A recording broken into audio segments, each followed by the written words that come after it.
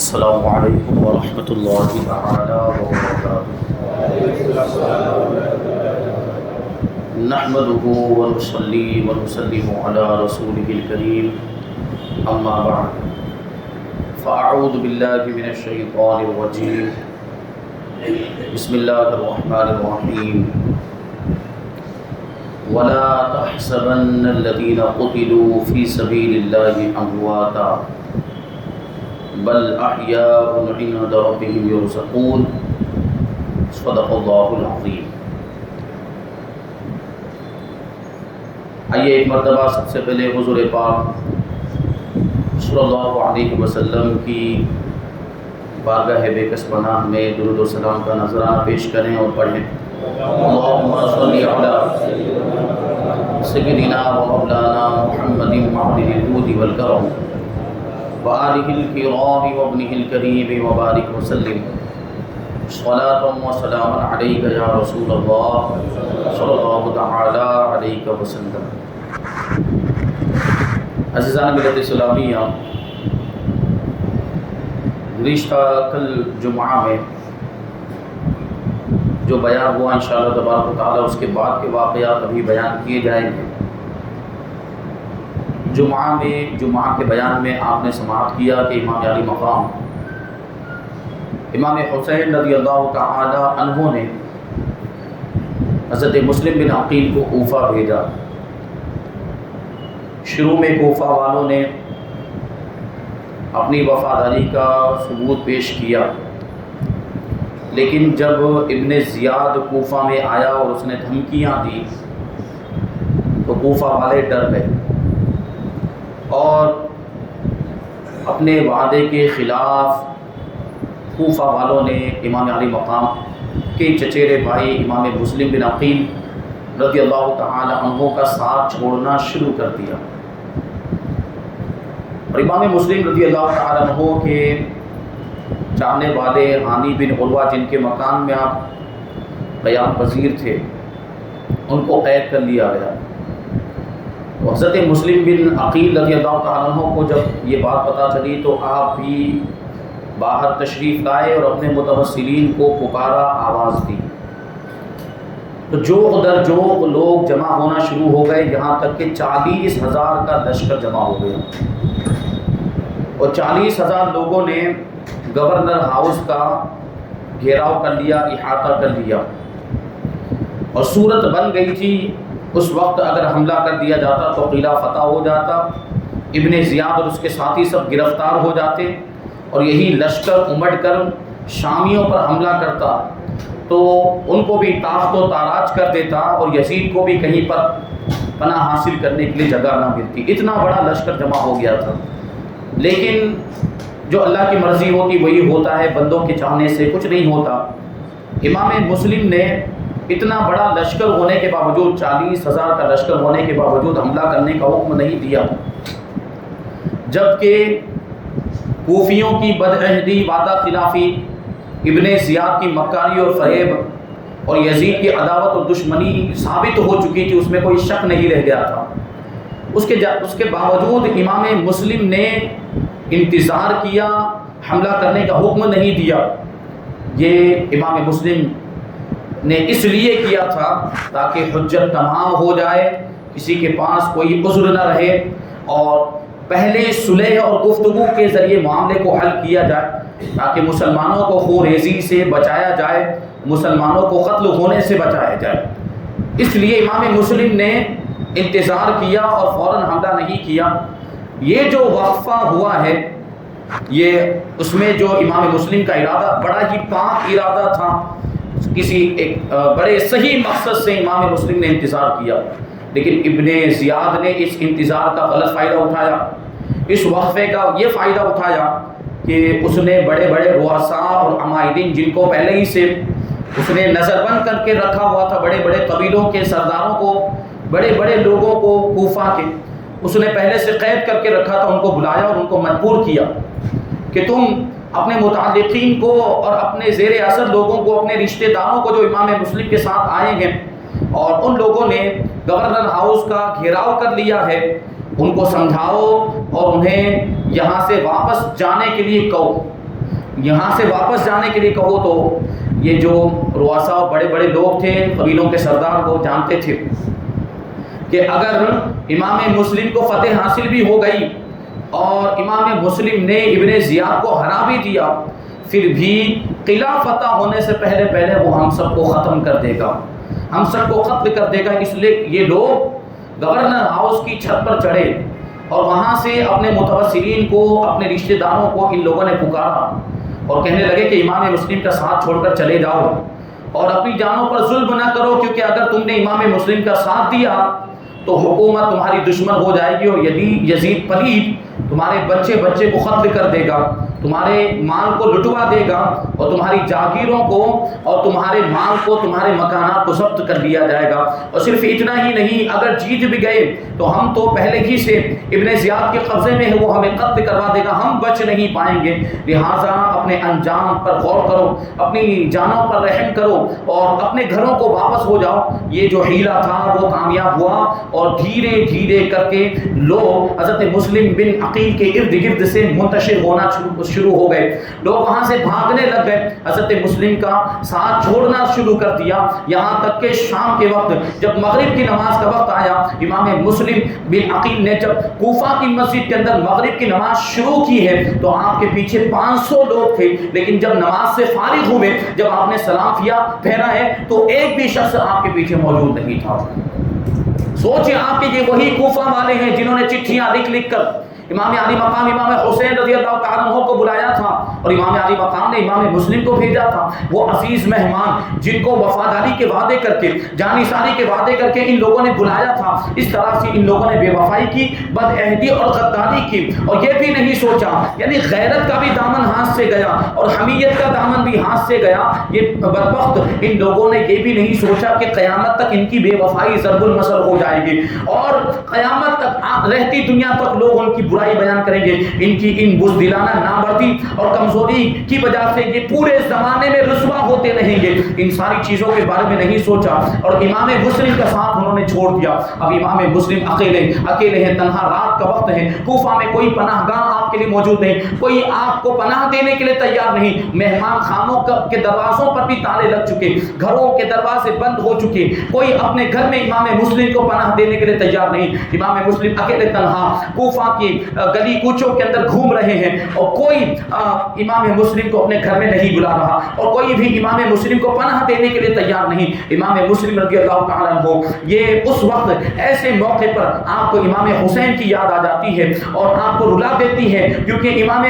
حسین کو آپ نے خط لکھ دیا تھا کہ یہاں کے حالات تو بہت اچھے، یہاں کے حالات تو بڑے خوشگوار، یہاں کا ماحول تو بڑا سازگار، آپ کو جیسے ہی یہ خط ملے فوراً آپ روانہ ہو جائیں اور بالکل بھی انتظار نہ کریں۔ تو امام مسلم سوچ رہے تھے کہ میرا خط تو پڑھنے کے بعد میری بات کو رد نہیں کریں گے اور امام علی مقام فوراً روانہ ہو جائیں گے، لیکن یہاں کے حالات تو بالکل پلٹ چکے، یہاں کے حالات تو دگرگوں ہو چکے ہیں، انہوں نے تو بے وفائی کی اور انہوں نے تو غداری کی ہے۔ امام علی مقام تو تشریف لا رہے ہوں گے، پتہ نہیں ان کے ساتھ یہاں آنے کے بعد یہ لوگ کیسا معاملہ کریں گے۔ تو ان کے بارے میں، ان کی تکلیفوں کے بارے میں اور ان کی مصیبتوں کے بارے میں سوچ کر امام مسلم رو رہے تھے اور ایک موجودہ یہ صورتحال تھی، یہ اور زیادہ بے چین کر رہی تھی اور کوئی پناہ نہیں دے رہا تھا، اس کی وجہ سے اور زیادہ پریشانی کا سامنا تھا۔ اسی پریشانی کے عالم میں امام مسلم بن عقیل رضی اللہ تعالیٰ عنہ ادھر ادھر گھومتے پھرتے تھے اور جو امام مسلم رضی اللہ تعالیٰ عنہ رات کے اندھیرے میں بڑھتے چلے جا رہے تھے کہ ایک خاتون جس کا نام طوعہ تھا وہ اپنے دروازے پر رات کے وقت بیٹھی ہوئی تھی، اپنے گھر کے دروازے پر وہ اپنے بیٹے کے آنے کا انتظار کر رہی تھی۔ امام مسلم اس کے پاس گئے اور پینے کے لیے پانی مانگا، وہ گھر میں گئی، پانی لے کر آئی، پانی پیش کیا، امام مسلم نے پانی پیا، پھر وہ برتن رکھنے کے لیے واپس گھر میں گئی، وہ اب واپس آ کر دیکھتی ہے تو امام مسلم اس کے دروازے پر اب بھی بیٹھے ہوئے ہیں۔ تو وہ کہتی ہے کہ آپ جب پانی پی چکے ہیں تو اپنے گھر کیوں نہیں چلے جاتے، یہاں کیوں بیٹھے ہوئے ہیں؟ امام مسلم نے اس کو کوئی جواب نہیں دیا۔ جب دوسری اور تیسری مرتبہ طوعہ نے یہی بات کہی تو امام مسلم رضی اللہ تعالی عنہ نے کہا کہ اے اللہ کی بندی، اس شہر میں میرا کوئی گھر ہی نہیں ہے، میں کہاں جاؤں گا، میں ایک مسافر ہوں اور یہ کوفہ والوں نے میرے ساتھ غداری کی، ان لوگوں نے مجھ سے مدد کا وعدہ کیا تھا لیکن سب لوگ میرا ساتھ چھوڑ کر چلے گئے۔ تو اب اس کو تعجب ہوا، وہ عورت اور خاتون طوعہ اس کو تعجب ہوا، حیران ہو، یہ پوچھتی ہے کہ آپ کون ہیں اور معاملہ کیا ہے، واقعہ کیا ہوا ہے؟ اور امام مسلم بن عقیل رضی اللہ اللہ عنہ کہتے ہیں کہ میں مسلم بن عقیل ہوں، چٹھیاں لکھ لکھ کر جانی ساری کے وفاداری کے وعدے کر کے کوفہ والوں نے مجھے بلایا تھا، اور جب میں آیا تو میرے ساتھ اس طرح بے وفائی کی ہے۔ وہ کہتے کہ ہاں آپ مسلم ہیں؟ تو انہوں نے کہا ہاں میں مسلم ہوں۔ اتنا سننا تھا کہ وہ خاتون حضرت مسلم کو فوراً اپنے مکان کے اندر لے گئی اور ایک خاص کمرے میں لے جا کر آپ کے لیے فرش بچھا دیا، آپ کے لیے بستر بچھا دیا اور آپ کے لیے کھانے کا بھی انتظام کیا۔ لیکن تکلیف اور پریشانی اور بے چینی کا عالم ایسا تھا کہ امام مسلم نے کھانا بھی تناول نہیں فرمایا۔ تھوڑی دیر ہی گزری تھی کہ اس عورت کا بیٹا بھی گھر پر واپس آ گیا، لیکن اس نے جب دیکھا کہ اس کی ماں بار بار خاص کمرے کے اندر جا رہی ہے اور نکل رہی ہے تو اس نے پوچھا کہ یہ اندر باہر ہونے کی وجہ کیا ہے؟ تو پہلے تو اس نے ٹالنے کی کوشش کی، لیکن جب بیٹے نے بہت زیادہ اصرار کیا تو پھر مجبوری میں بتانا پڑا کہ اندر مسلم بن عقیل رضی اللہ تعالیٰ عنہ ان کو میں نے پناہ دی ہوئی ہے۔ اور پھر ماں نے کہا کہ خبردار اس راز کے بارے میں کسی کو نہیں بتانا، یہ بات کسی پر ظاہر مت کرنا کہ حضرت مسلم بن عقیل ہمارے گھر میں ٹھہرے ہوئے ہیں، خبردار ہرگز کسی کو مت بتانا۔ تو بیٹا اس وقت تو خاموش ہو گیا یہ سن کر، اور وہ رات گزرنے کا انتظار کرتا رہا۔ بیٹا جو ہے بڑا بدبخت تھا، وہ شرابی جواری تھا، مال کا لالچی تھا، اور وہ انتظار کر رہا ہے صبح کے وقت کا، کیونکہ مال کی لالچ میں کہ اگر یہ خبر میں ابن زیاد تک پہنچا دوں گا تو مجھے انعام ملے گا۔ جیسے ہی صبح ہوئی اس نے محمد ابن اشعث کے بیٹے کو حضرت مسلم بن عقیل کے بارے میں بتا دیا کہ وہ تو ہمارے گھر پر ہیں، اور بیٹے نے اپنے باپ کے ذریعے یعنی محمد بن اشعث کے ذریعے سے یہ خبر ابن زیاد تک پہنچا دی۔ اب ابن زیاد نے کیا کیا؟ محمد بن اشعث کو ایک فوجی دستہ دے کر حضرت مسلم بن عقیل کو گرفتار کرنے کے لیے بھیجا۔ اب یہ گھوڑے لے کر یہ لوگ آ گئے، گھوڑوں کی ٹانپوں کی آواز جب حضرت مسلم بن عقیل نے سنی تو آپ سمجھ گئے کہ فوج حملہ کرنے کے لیے آ گئی اور فوج مجھے گرفتار کرنے کے لیے آ گئی۔ فوراً تلوار دے کر حضرت مسلم بن عقیل کمرے سے باہر آئے، کیا دیکھا کہ فوج گھر کے اندر داخل ہو چکی تھی۔ امام مسلم نے ان کا مقابلہ کیا اور ایسا سخت حملہ کیا ہے کہ ان کو گھر سے باہر نکال دیا، لیکن وہ پھر سے گھر میں گھس گئے۔ امام علی مقام نے بڑی بہادری کے ساتھ جنگ لڑی، بڑی بہادری کے ساتھ ان کا مقابلہ کیا۔ امام مسلم اور ایک بدبخت جس کا نام بغیر ابن عمران اسدی تھا، ان دونوں کے درمیان تلوار چلنے لگی اور اس بدبخت نے امام مسلم کے چہرے پر ایسی تلوار چلائی کہ آپ کے اوپر کا ہونٹ کٹ گیا اور نیچے کا ہونٹ بھی زخمی ہو گیا اور آپ کے آگے کے دو دانت گر گئے، چہرہ لہو لہان ہو گیا، اور امام مسلم نے بھی اس کے سر پر ایک بڑا کالی تلوار کا وار کیا ہے۔ یہ جنگ ہو رہی تھی، اتنے میں ان لوگوں نے محسوس کیا اور ان کو یقین ہو گیا کہ امام مسلم کو اس طریقے سے قابو میں نہیں کیا جا سکتا، اس طریقے سے ان پر قابو پانا بڑا مشکل ہے۔ اس لیے وہ لوگ گھر کی چھت پر چڑھ گئے، وہاں سے پتھر مارنے لگ گئے اور پھر آگ کے گولے تیار کر کے وہ آگ کے گولے برسانے لگ گئے۔ امام مسلم رضی اللہ تعالیٰ عنہ نے جب یہ بزدلانہ جنگ کا طریقہ دیکھا تو آپ گھر سے باہر ہو گئے، مکان کے باہر تشریف لائے اور جو سپاہی مکان کے باہر تھے ان کے ساتھ لڑنا شروع کر دیا۔ محمد بن اشعث تھوڑی دیر کے بعد آیا اور حضرت امام مسلم ابن عقیل سے کہنے لگا کہ آپ کے لیے امان ہے، جنگ بند کر دیجئے، آپ کے لیے امان ہے، وہاں آپ کو پناہ دیتے ہیں۔ امام مسلم بن عقیل نے اس کی بات کا کوئی جواب نہیں دیا، جنگ جاری رکھی اور ایک رجز سے پڑھتے رہے، اور رجز کے اشعار میں آخری شعر کا مضمون یہ تھا کہ مجھے اس بات کا اندیشہ ہے کہ یہ لوگ مجھے جھوٹ بولیں گے، مجھ سے جھوٹ بولیں گے اور یہ لوگ مجھے دھوکہ دیں گے۔ تو محمد ابن اشعث نے کہا کہ ہم آپ کو دھوکہ نہیں دیں گے، آپ کو جو ہے کہ آپ سے جھوٹ نہیں بولا جائے گا، آپ کو دھوکہ نہیں دیا جائے گا۔ حضرت مسلم بن عقیل رضی اللہ تعالیٰ عنہ یہ زخموں سے چور چور ہو چکے تھے اور آپ تھک چکے سے، جنگ کرتے کرتے تھک گئے تھے اور آپ ہانپ رہے تھے، اس لیے اسی مکان کی دیوار سے ٹیک لگا کر آپ کھڑے ہو گئے۔ تو پھر سے یہ ابن اشعث امام مسلم کے پاس آیا، قریب آ کر کہنے لگا کہ امان ہے۔ تو امام مسلم بن عقیل کہتے ہیں کہ کیا میرے لیے امان ہے؟ تو ابن اشعث کہتا ہے کہ ہاں آپ کے لیے امان ہے، آپ کے لیے ہاں امان ہے، اور آوازیں بلند ہونے لگ گئی، سب کہنے لگ گئے کہ آپ کے لیے امان ہے، آپ کے لیے امان ہے۔ صرف ایک شخص تھا جس کا نام تھا عمرو ابن عبید اللہ، یہ شخص کہنے لگا کہ میرا اس امان سے کوئی تعلق نہیں ہے، اور وہ الگ ہو گیا اور یہ کہنے لگا کہ میری طرف سے کوئی امان نہیں ہے۔ بہرحال حضرت مسلم بن عقیل رضی اللہ تعالیٰ عنہ نے پھر ارشاد فرمایا کہ اگر تم مجھے امان نہیں دیتے تو میں ہرگز کبھی بھی اپنے آپ کو تمہارے حوالے نہیں کرتا، اگر تم مجھے امان نہیں دیتے تم نے امان دیا ہے اس لیے میں نے اپنی تلوار کو اپنی نیام میں رکھ لیا، اگر تم مجھے امان نہیں دیتے تو میں اپنے آپ کو ہرگز تمہارے حوالے نہیں کرتا۔ بہرحال ابن اشعث نے حضرت مسلم بن عقیل کو ساتھ میں لیا اور آپ کو گورنر ہاؤس میں پہنچایا۔ گورنر ہاؤس میں ابن زیاد کا جو محل تھا اس محل کے دروازے پر اس کے پھاٹک پر حضرت مسلم بن عقیل کو بٹھا دیا اور خود اندر اجازت لینے کے لیے ابن زیاد کے پاس گیا اور جا کر اس نے پوری حالت بتائی اور گرفتاری کی کیفیت بتائی اور ساتھ ہی ساتھ امان دینے کا بھی ذکر کیا۔ محمد ابن اشعث نے ابن زیاد سے یہ بات بھی کہی کہ میں نے حضرت مسلم بن عقیل کو امان دے دی ہے، تو ابن زیاد غصے میں آ گیا اور کہنے لگا کہ تجھے امان دینے کے لیے کس نے کہا تھا؟ تو کون ہوتا ہے امان دینے والا؟ ہم نے تو تجھے گرفتار کرنے کے لیے بھیجا تھا، امان دینے کے لیے نہیں بھیجا تھا۔ تو اس کا کوئی بھی جواب محمد ابن اشعث کے پاس نہیں تھا، اس لیے وہ خاموش ہو گیا۔ اور پھر کیا ہوا؟ دوسری جانب حضرت مسلم بن عقیل رضی اللہ تعالیٰ عنہ وہ دروازے کے قریب پہنچے گورنر ہاؤس کے، وہاں پر بہت سے لوگ اندر جانے کی اجازت کے انتظار میں موجود تھے اور وہیں پر دروازے کے قریب ٹھنڈے پانی کا ایک گھڑا رکھا ہوا تھا۔ حضرت مسلم بن عقیل کو پیاس بھی لگی ہوئی تھی، آپ نے پانی مانگا کہ تھوڑا سا پانی مجھے پلا دیا جائے، تو وہاں پر مسلم ابن عمرو واحدی بھی موجود تھا، اس نے کہا کہ ایک بوند بھی پانی آپ کو پینے کے لیے نہیں دیا جائے گا۔ لیکن عمارہ ابن عقبہ نے اپنے غلام سے کہا کہ حضرت مسلم کو پانی پینے کے لیے دے دو، چنانچہ وہ غلام ایک کٹورا پانی بھر کر لایا اور حضرت مسلم بن عقیل کو پینے کے لیے دیا۔ جب پینے کے لیے پانی کا کٹورا آپ نے منہ سے لگایا، آپ کا چہرہ پہلے سے زخمی ہو چکا تھا، وہ خون بہ رہا تھا، وہ خون پانی کے اندر گر گیا اور پانی خون سے رنگین ہو گیا۔ امام مسلم نے وہ کٹورا واپس کر دیا۔ دوسری مرتبہ بھی یہی حال، دوسری مرتبہ بھی آپ کے چہرے مبارک کا خون اس کٹورے کے اندر گر گیا اور خون سے وہ پانی رنگین ہو گیا۔ دوسری مرتبہ بھی نہیں پی پائے اور تیسری مرتبہ تو یہ کیفیت ہوئی کہ جب کٹورا پیش کیا گیا تو خون کے ساتھ ساتھ آپ کے دو دانت بھی اس کے اندر گر گئے، تو اس کی وجہ سے وہ خون پھر سے وہ خون سے رنگین ہو گیا۔ اس وقت امام مسلم رضی اللہ تعالیٰ عنہ نے یہ جملہ ارشاد فرمایا کہ اب تو معلوم ہوتا ہے کہ دنیا کا پانی قسمت میں نہیں ہے، اب تو آب کوثر ہی جا کر پیئیں گے۔ امام مسلم کی یہ کیفیت، اب تھوڑی ہی دیر گزری تھی کہ ابن زیاد کی طرف سے بلاوا آ گیا، آپ اس کے پاس پہنچے تو آپ نے دستور کے مطابق اس کو سلام نہیں کیا،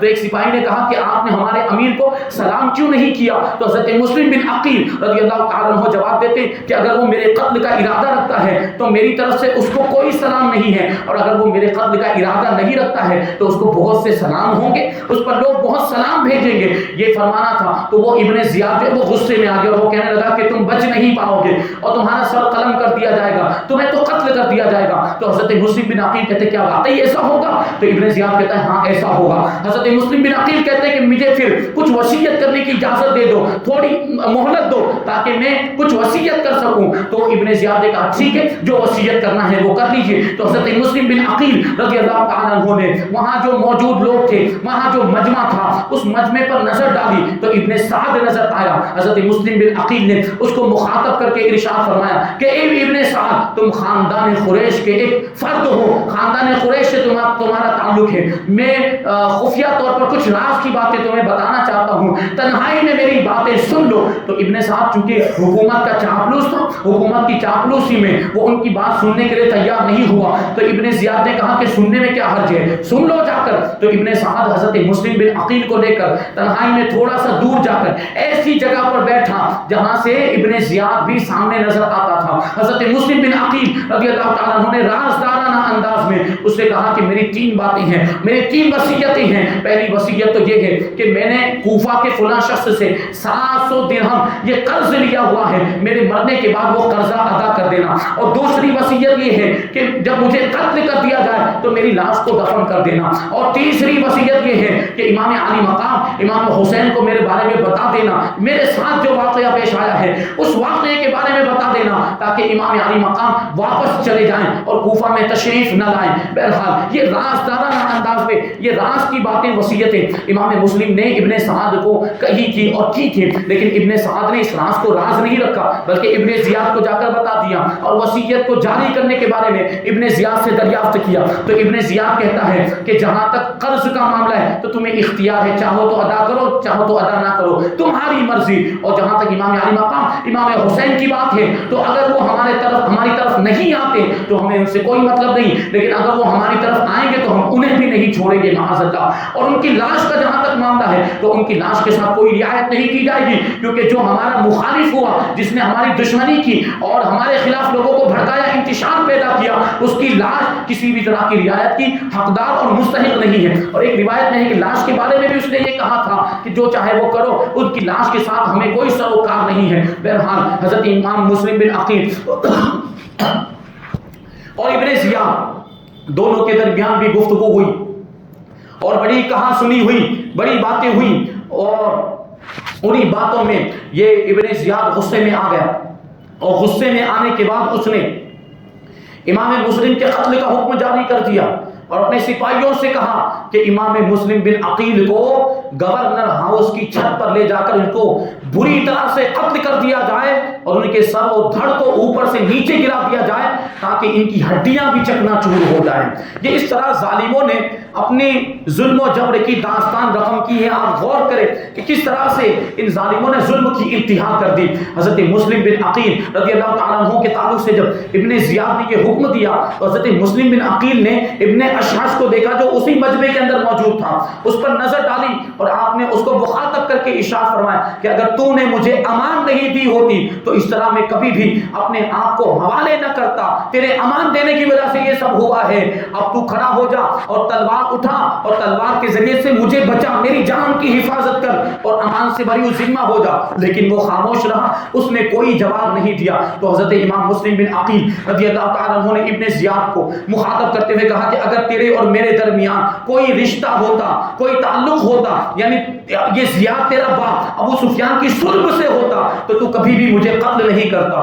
لیکن کوئی رشتہ تھا ہی نہیں تو وہ کیوں آپ کی رعایت کرتا، کیوں آپ کا لحاظ کرتا؟ اس نے تو بکیر ابن حمران اسدی کو حکم دیا کہ ان کو لے کر جاؤ۔ یہ بکیر ابن حمران وہی ہے جس نے وہ طواعہ کے مکان پر آپ کے ہونٹوں کو زخمی کیا تھا۔ یہ بکیر ابن حمران کو ابن زیاد نے حکم دیا کہ ان کو کوٹھے پر لے جاؤ اور چھت پر لے جا کر ان کے سر کو قلم کر دو اور ان کے سر کو بھی اور ان کے دھڑ کو بھی کوٹھے سے نیچے گرا دو تاکہ ان کی ہڈیاں چکنا چور ہو جائیں۔ اب امام مسلم کو کوٹھے پر لے جایا گیا، آپ کو لے جا رہے تھے، لیکن امام مسلم رضی اللہ تعالیٰ عنہ کی شان کہ بڑے صبر و سکون کے ساتھ توبہ و استغفار کرتے ہوئے اور درود شریف پڑھتے ہوئے جا رہے ہیں اور یہ کہتے ہوئے جا رہے ہیں کہ اے پروردگار عالم، ہمارا اور ان لوگوں کا انصاف اب تیرے دست قدرت میں ہے۔ ان لوگوں نے مجھے بلایا، مجھے بلانے کے بعد مجھے دھوکہ دیا، مجھ سے جھوٹ بولا اور مجھے ذلیل کیا ہے۔ اے پروردگار عالم، اس کا بدلہ تو انہیں عطا فرما۔ لیکن بکیر ابن حمران اس نے کوئی رعایت نہیں کی، حضرت امام مسلم کو اس نے شہید کر دیا، آپ کے جسم مبارک کو اس نے اوپر سے نیچے گرا دیا۔ یہ جو واقعہ ہے یہ 3 ذی الحجہ 60 ہجری میں پیش آیا ہے۔ امام مسلم بن عقیل رضی اللہ تعالیٰ عنہ کی شہادت کے بعد یہ کوفہ والوں پر ایک دہشت اور ایک گھبراہٹ کی کیفیت طاری ہو گئی۔ لوگوں نے گھروں سے نکلنا بند کر دیا۔ کوفہ والوں کے خوف اور ان کے ڈر اور ان کی یہ کیفیت، دہشت والی کیفیت کا عالم یہ تھا کہ ایک دوسرے کی کسی کو کوئی خبر بھی نہیں ہو رہی تھی۔ گھروں میں اس طریقے سے وہ لوگ قید ہو گئے تھے اور یہاں باہر کیا ہو رہا ہے، حضرت مسلم بن عقیل کے ساتھ کیا معاملات پیش آئے، ان کو کچھ بھی پتا نہیں تھا۔ یہاں تک کہ حامی ابن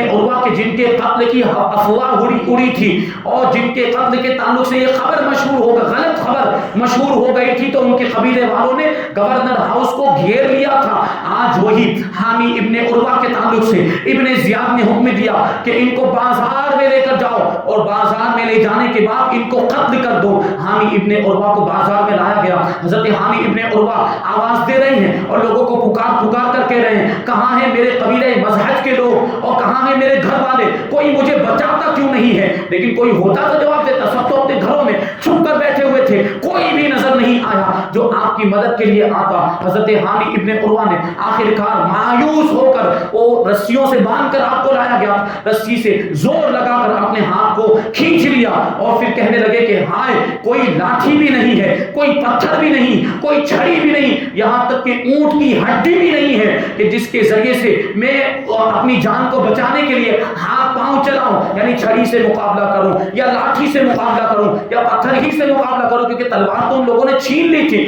تلوار تو لے لی تھی۔ اور یہ حال تھا حضرت حامی ابن عروہ کا۔ بہرحال پھر سے سپاہیوں نے آپ کو رسی میں باندھ دیا اور ایک ترکی غلام جس کا نام رشید تھا اس نے حامی ابن عروہ کو بھی شہید کر دیا۔ اس طریقے سے یہ محب اہل بیت بھی، انہوں نے بھی اہل بیت کے نام پر اپنی جان کو قربان کر دیا۔ پھر واقعات کا ایک سلسلہ ہے۔ اس کے بعد حضرت مسلم بن عقیل رضی اللہ تعالیٰ عنہ کے شہزادوں کی شہادت کی بات، اور امام علی مقام وہاں سے روانہ ہو چکے ہیں۔ سوال یہ ہوتا ہے کہ امام علی مقام رضی اللہ تعالیٰ عنہ مکہ مکرمہ سے روانہ ہوئے، ظاہر سی بات ہے کوفہ تک ایک لمبا سفر ہے، راستے میں آپ کو پتہ چل گیا ہوگا کہ کوفہ میں حضرت مسلم بن عقیل اور ان کے شہزادوں کے ساتھ کوفیوں نے اور وہاں کے لوگوں نے کیا سلوک کیا، ابن زیاد نے کیا سلوک کیا ہے، یہ بات یقیناً امام علی مقام کو راستے میں ہی پتہ چل گئی تھی، لیکن اس کے باوجود امام علی مقام رضی اللہ تعالیٰ عنہ وہاں سے واپس نہیں ہوئے، مکہ مکرمہ واپس نہیں گئے، اور آپ کربلا کی طرف چلے گئے، کوفہ بھی نہیں گئے، مکہ مکرمہ بھی نہیں گئے، اور کربلا کی طرف چلے گئے تو کربلا پہنچے کیسے؟ اور کربلا میں جو پھر واقعات کا سلسلہ امام علی مقام امام حسین رضی اللہ تعالیٰ عنہ کے ساتھ اس قافلے میں کون کون شریک ہوا تھا، اہل بیت کے افراد میں سے کون کون تھے، اور پھر آپ کے جانثار ساتھیوں میں سے، احباب میں سے راستے میں کون کون آپ کے ساتھ شامل ہو گئے تھے، اور پھر کس طریقے سے سب نے امام علی مقام پر اپنی جانوں کو قربان کیا، پھر آخر میں امام علی مقام بھی شہید ہو گئے۔ یہ واقعات انشاءاللہ تبارک و تعالیٰ اب آئندہ سال بیان کیے جائیں گے۔ اللہ تبارک و تعالیٰ کی بارگاہ میں دعا ہے کہ جو کچھ بھی بیان ہوا اس پر ہم سب کو عمل کرنے کی توفیق عطا فرمائے، اور شہداء کرب و بلا جیسا قربانی کا جذبہ ہم سب کو بھی عطا فرمائے، اسلام کے نام پر ہمیں بھی اپنا سب کچھ قربان کرنے کی توفیق عطا فرمائے، ہم سب کو مذہب اہل سنت و جماعت مسلک اعلیٰ حضرت پر قائم و دائم رکھے، اور اسی پر ہم سب کا خاتمہ فرمائے۔ وما علینا الا البلاغ۔